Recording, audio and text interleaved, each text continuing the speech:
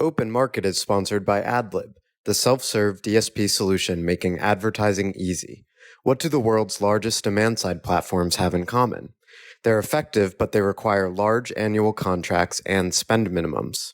With AdLib, growing agencies get a single platform that connects to every top global DSP with no contracts, no spend minimums, and G2's #1 ranked support.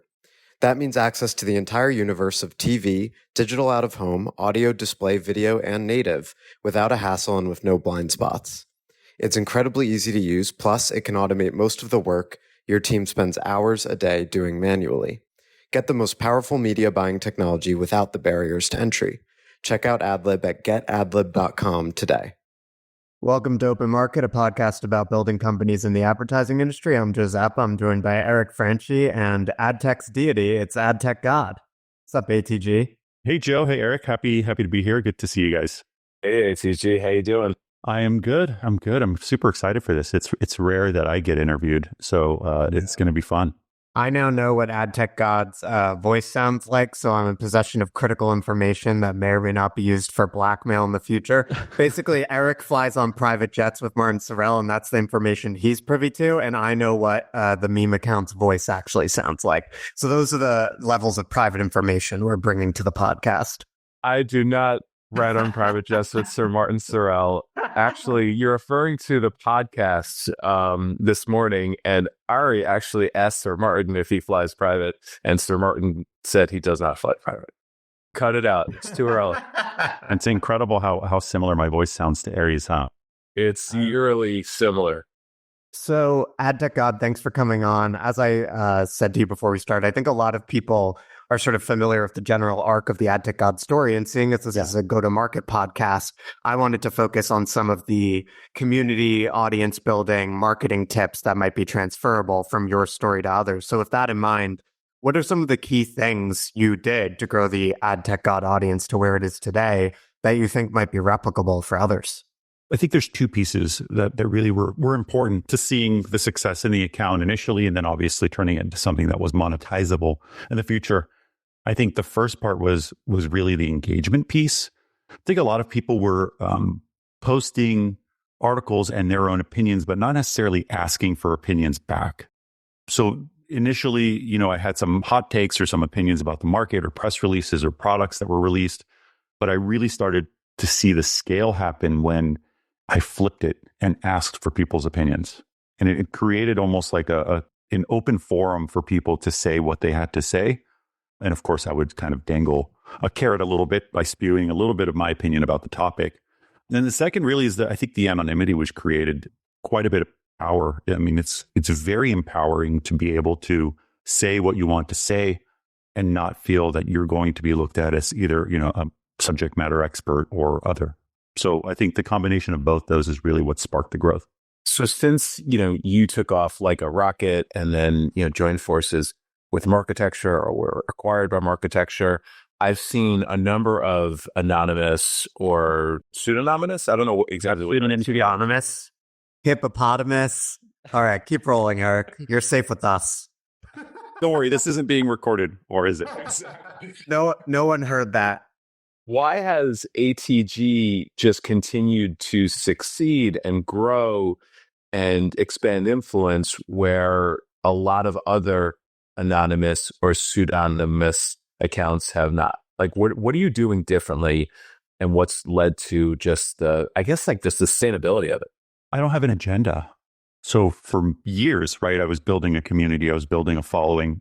For me, it was fun, right? Being able to share my knowledge, my insights, the news, my perspective, but there was no agenda for a very long time. I had not once tried to sell. I joke on the website, I said, I have the only Slack community where I'm not trying to sell you consulting services. I have the only podcast where I will not accept a penny to be on the podcast. You want to be on the podcast, you buy a pre-roll. That's just how it works. And so for me, there's no agenda. There's no agenda to bring down the industry, but quite the opposite, where I'm trying to spin something positive about everything I do. Because you could always look at the negative topics or products or releases, but what's the positive of it? And so I think a positive perspective on the industry, plus not necessarily having an agenda to sell any type of services is really what made it grow. Yeah, I think two things I would highlight are one, consistency. That applies to anyone, right? And that's the number one thing that people don't have. Like, that's simple. It just means showing up every day and engaging with what's going on. But, 98% of people who try to build a social media audience will fail to be consistent. And so that's the first thing. And then two, it's a very interesting point you make around the philosophy regarding sort of kicking it back to the audience and being like, what do you guys think? I actually found that as well when I first started trying to become like a character on AdTech Twitter. The way I would do it was being like, what do you guys think about X? Like now, and I'll still do that sometimes, but now that like I have been immersed in the community for a while, like I have some more takes on things. So it tends to be more driven by that.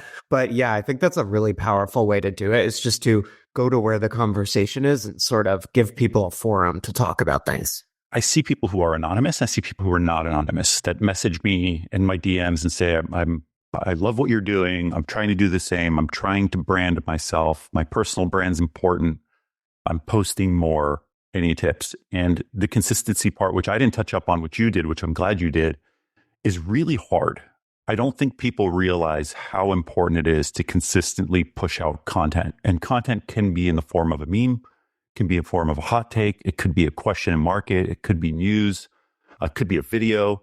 Whatever that consistency means for you is very hard and very time consuming.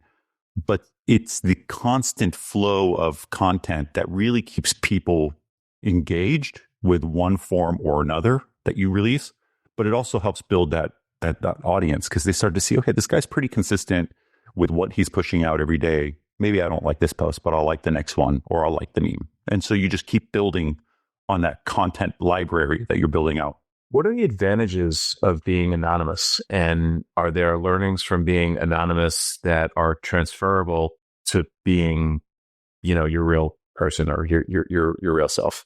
Yeah, I think for a long time, I didn't look at myself as a subject matter expert. I looked at myself as a regular ad tech employee. I think I still do to some degree, even though I've taken on a whole new life, which has been incredible. And I'm super thankful for it. But I think the biggest part is, sharing your insights, sharing your ideas is very different when your face is out there. You're a little bit more hesitant to put it on the internet and to say how you're feeling. But I think the second part is the creativity aspect. So I do a lot that people don't see that just fail. The reality is that I fail every day, dozens of times. People just don't notice it. And so having that feeling of where even if I do fail, it doesn't come back to me is extremely empowering. So I think maybe a combination of, sharing my ideas and insights without it coming back to me, being creative, whether it's super nerdy or a very intelligent, creative thing I'm doing, I think creates a lot of strength in me to allow me to just come out and say what I'm thinking and to share what I want to share.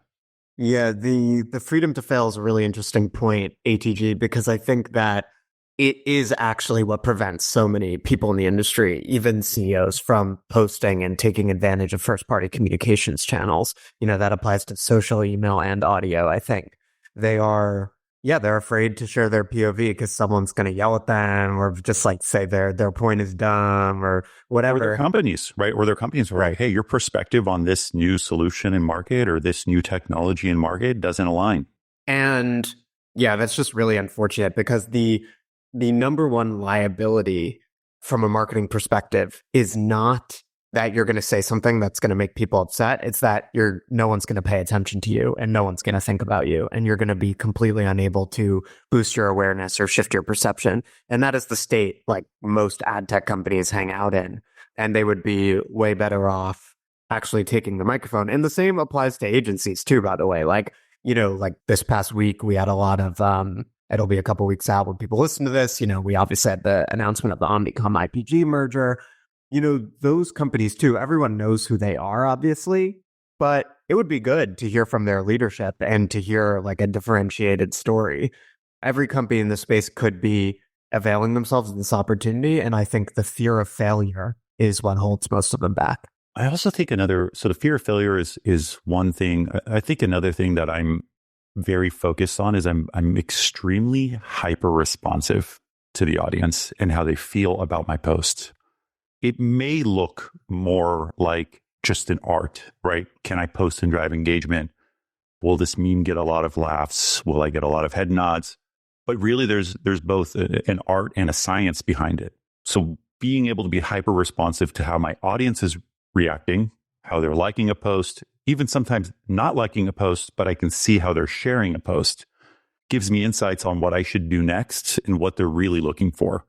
And so whether that's click-through rates on my newsletter, which I pay attention to and where I place those links, to a meme on Instagram, to, a article summary that I put on LinkedIn, it all comes back to what is working, what's not working, and how do I adapt and change.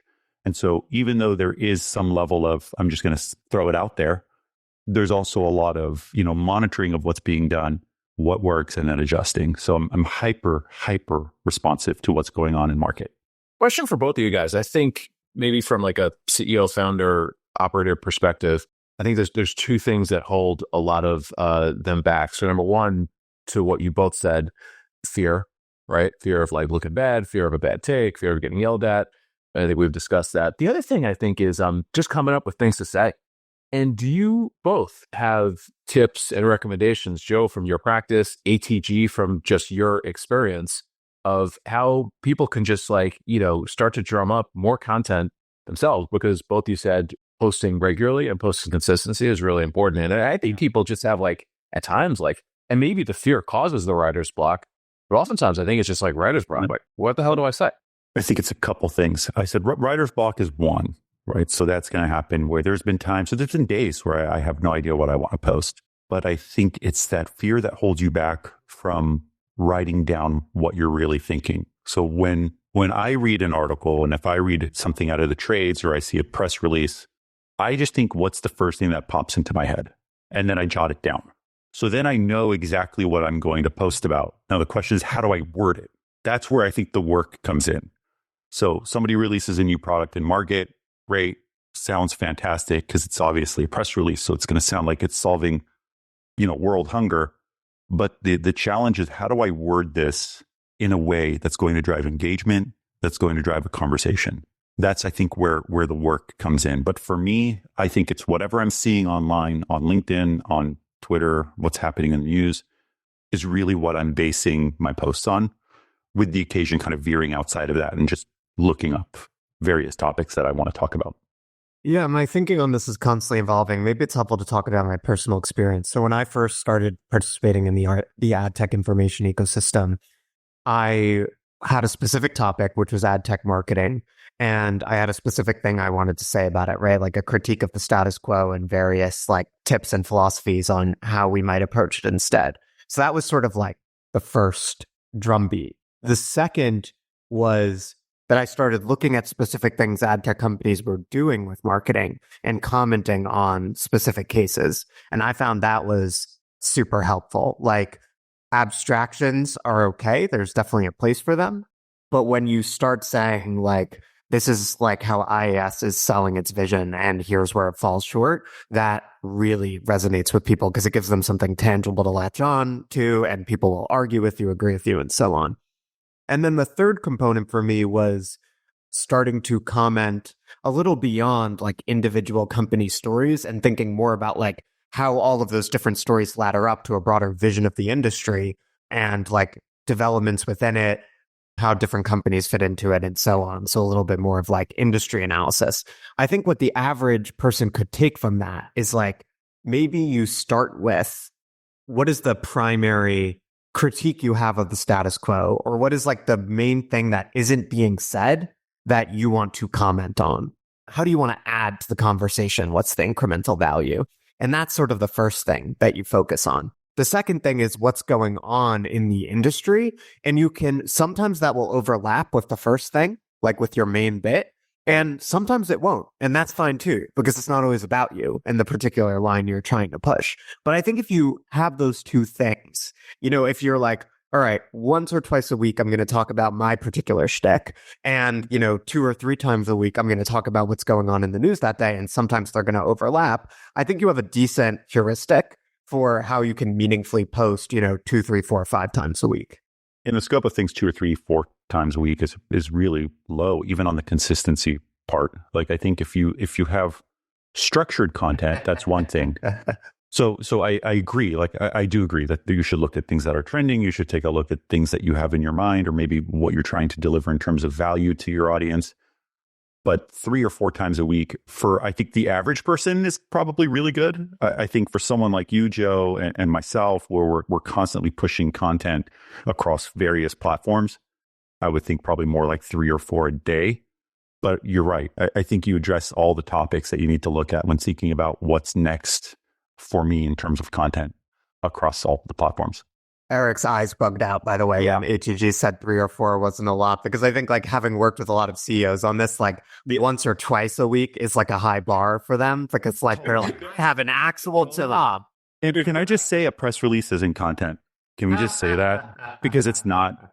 Like, a press release is a press release. It's great. It looks good. It's nicely formatted. It's fantastic. It drives almost zero engagement. It's great. Awesome. They launched this partnership. Congratulations. Let's move on with our life. Like, I think that the companies are making a mistake focusing on that. We work and live in technology, but we are in the media and entertainment business, if you think about it. Everything we power is media and entertainment. And yet ad tech companies are going back to the science of everything. Everything is, how do we back out into a lead? How do we back out into a new client? There's almost no creativity being done in the space when it comes to marketing.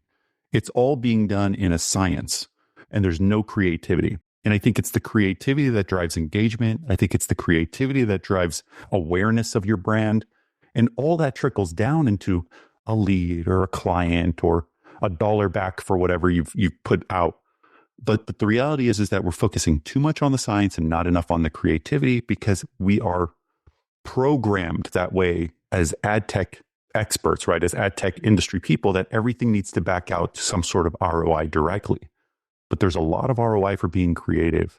There's a lot of ROI for creating an engaging audience to the content that you're pushing out beyond just a white paper and a press release.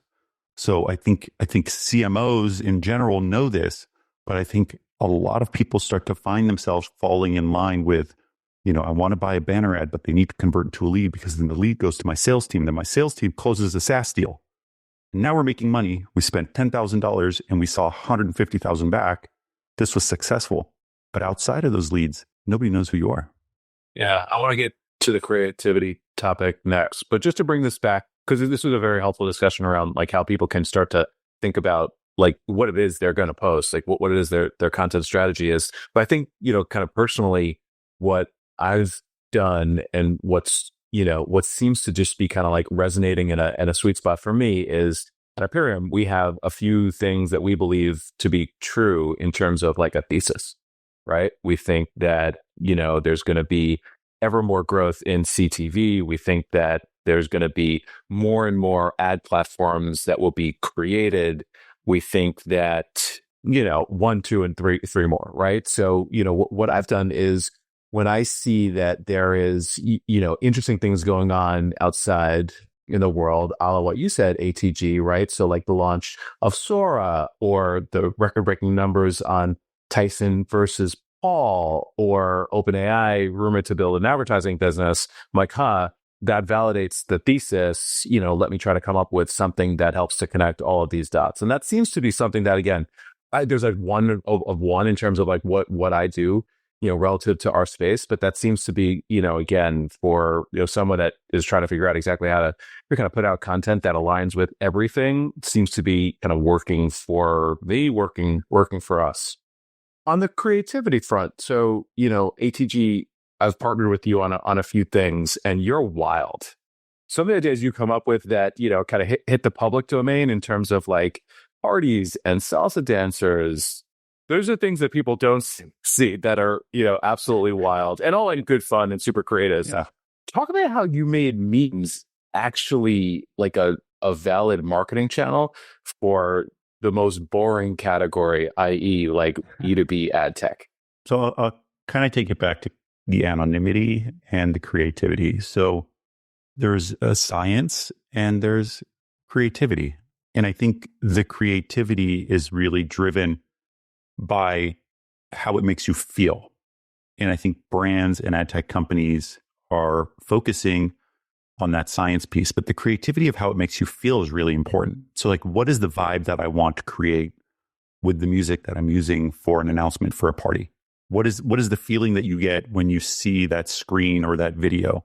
And a lot of times I geek out. Like I put my headphones on and I'm staring at the screen and I'm playing with the music over and over again. I'm going through like maybe 200-300 different audio, because the idea is like, how does it make you feel for the creativity?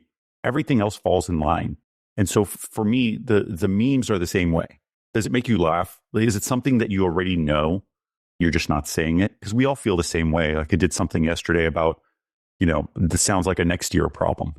Well, everybody's at that point. Now we're 3 weeks or a few weeks away from the end of the year. Everybody's starting to check out. Next week, everyone's out of office. So it's really a feeling thing. So the creativity is really important to help drive the audience engagement, but then also kind of has to resonate with how a group of people who are following or the overall masses are feeling. That's how you get a meme to land. I get it. I mean, it's not easy. Sometimes people do it and sometimes they do them and they flop, and that's perfectly fine. Because again, who cares? Nobody knows who I am. So it could be a bad meme. There are really two ways to do it. Like there are two ways to genuinely capture attention. One is like what I tend to call like prolific, present, and personable. And I think that's like your primary mode. AdTech God is like as you said, like engagement, consistency, creativity, like memes, polls, like engaging the people, like you're like the people-oriented content creator. Matt Barish is also very good at this. Eric, I think you bring a little bit of that to the table. Eric is like, maybe. Then there is another methodology. And I think for CEOs who would be listening or like other company leaders and who are like, I'm never going to do memes. Like I'm not that creative. That's just not how my brain works. There is another way, which I would really think about as primarily, even though Ari does a little bit of what you were describing or what we were just talking about, like it's the thought leadership way. It's having a POV on the industry. And that's the Brian O'Kelly way. That's the Ari Paparo way. But what both of those methodologies have in common is that they are both sort of about serving the audience and earning the audience's attention. Like the thought leadership methodology presupposes that like people will be interested in content that pushes their understanding of the industry forward, right? And then therefore helps them be better members of the industry, do this job, better understand where things are headed. And the other one is about creating community, entertaining, capturing a moment, that kind of thing. Both of them are valid. What the outdated methodology that you were critiquing, AGG, gets wrong is like, I think it's even generous, honestly, to describe it as like a science that works backward toward ROI. I think that's the intention. I'm deeply skeptical of it because what I always tell people is like, a press release is only as valuable as the people who actually see it. If you're going to do a LinkedIn post and, that's going to get thousands of views from people in the target audience who are like actually seeing it and engaging with it, and they're seeing other people in the industry engage with it, that is vastly more valuable than a press release that some bullshit like wire service tells you that, thousands of people or hundreds of thousands of people read, when you're like, there's no freaking way that hundreds of thousands of people actually care about this release. And Joe, you brought up a good point. So there's a creativity and there's a thought leadership piece. And then there's, I guess, the corporate comms piece, right? The corporate way of doing it. We have ad blindness. We also have content blindness. If you're a constant thought leader and all you do is push out content that's about how great your knowledge is of the industry, what ends up happening, people don't read it. They just like it because they know that you're respected in the industry. If all you do is push memes all day long, then you can't be a thought leader because you're just someone who pushes memes. And if all you're doing are press releases, then all you are is pushing press releases to the market. The idea is this is all a flywheel on each other. Each one builds a different audience. And then how do you leverage those different audiences to kind of engage and transact with whatever it is that you're pushing? So like my meme might get 50 new followers. My sponsored content newsletter will have some thought leadership and some insights from myself and from Ari. That will also tell them to go follow me on LinkedIn. And then on LinkedIn, I'll push them into my social to go look at memes.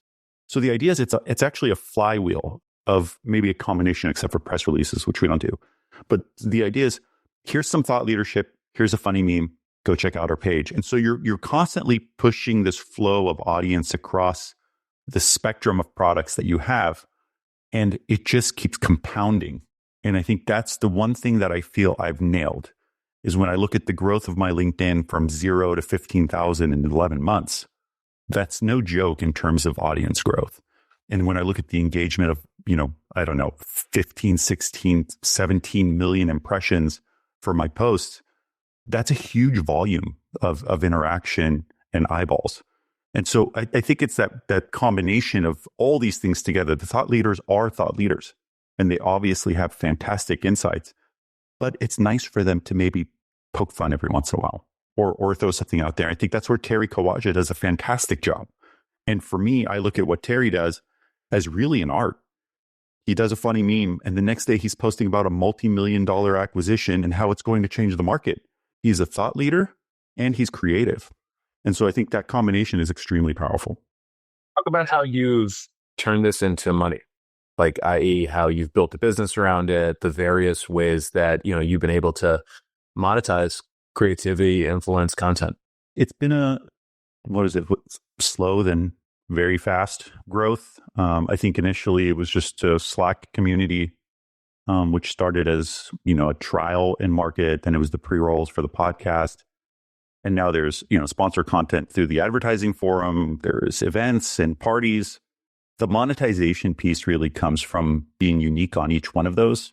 And each one really serves a purpose. And everything that I do serves a purpose to kind of address 2 or 3 different things that I feel is needed in the market.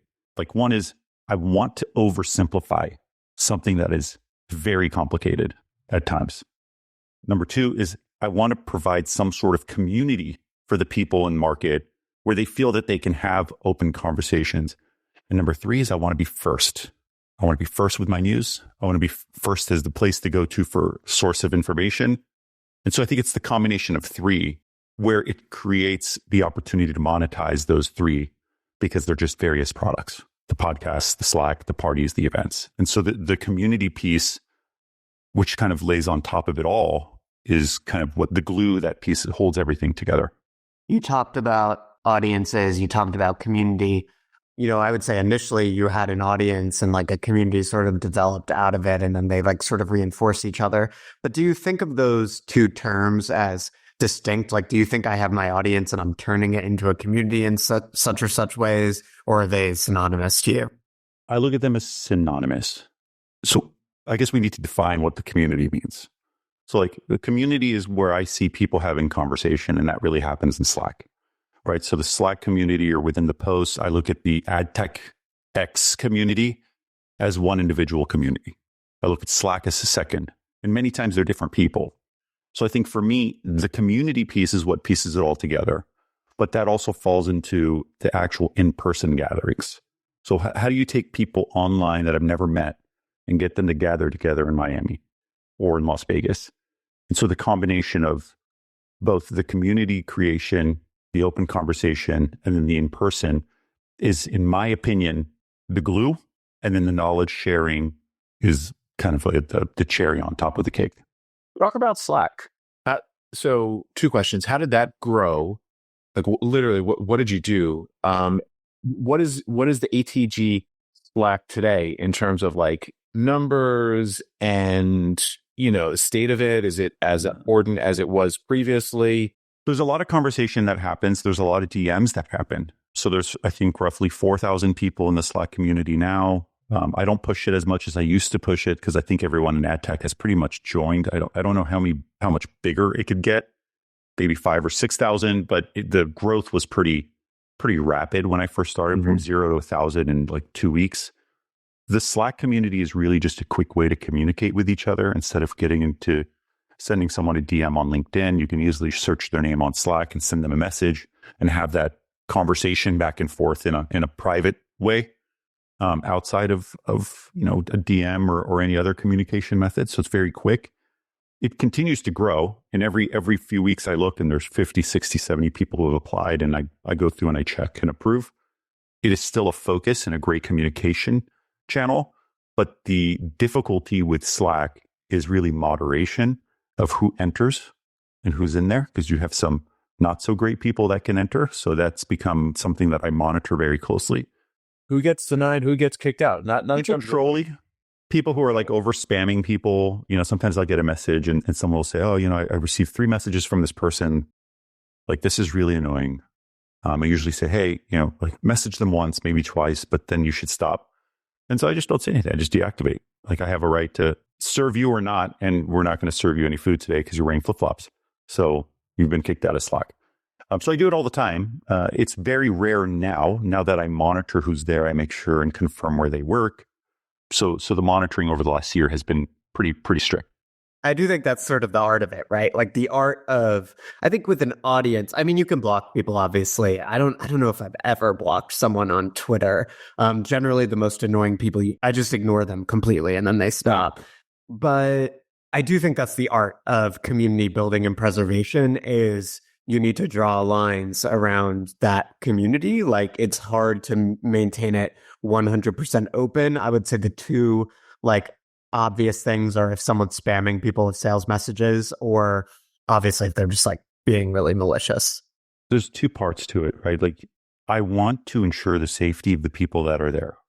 So I don't want anyone there that's going to use the information that's being sent back and forth in open forums, DMs I don't see, to look bad. So yes, share your knowledge, ask for advice, seek the guidance that you're looking for, but it should be really in a positive way. So creating a safe place is the first and foremost the most important thing to me. Number two is it's actually created a really cool place for other people to spin out businesses. So I don't know if you know this, but there's like the Women in AdTech channel has been created. I don't know the number because I'm not even in it, but the last time I heard it was something like 100 women in the industry that now have Zoom calls. They help each other out. They help each other get jobs. And there's been an entire business built out of this. That's great. There's the DESI US team group also, which is the South Asian community, where they now get together and have dinners. They've met other people from similar cultural backgrounds, and they're getting together. So the community goes beyond just Slack, which I think is very different for me than other communities. I want people to do this. Like, I would love it if somebody said, hey, we want to create a community for this type or this group or this type of industry. I'd say go for it. This isn't my audience. This isn't my Slack community. This is everybody's Slack community. Come, strike deals, build friends, do whatever you need to do. Just be respectful. That's it. I think people will be hearing this around the first week of January, give or take. So what are your big goals or plans for 2025? Take over the world, Joe. Scale. I think it's all about scaling. I think, we started this together in June with Ari and Jeremy. We survived, right? As a startup, we looked at the first, 5-6 months, we're doing well. I think it's scale. I think the traditional media is a fantastic source of information, but the traditional media is not addressing the new era of how content is consumed. I think that's where we differ. So the way we deliver our news, the way we deliver our value and our insights is very different than traditional kind of written news articles. So the idea is scale, more content, more community. And that's been something that I've been very focused on along with Ari and Jeremy, which is how do we have more conferences, which are educational, like the Marketecture Live event? How do we have more parties where people can go have fun, like the AdTech God, Aperium, and Mad Tech event? And how do we build on that in terms of the content that we push out into market through our newsletters and our posts and our podcasts? So it's scale, scale, scale. We are a new type of media company, and we address all the needs of our clients, which are ad tech companies.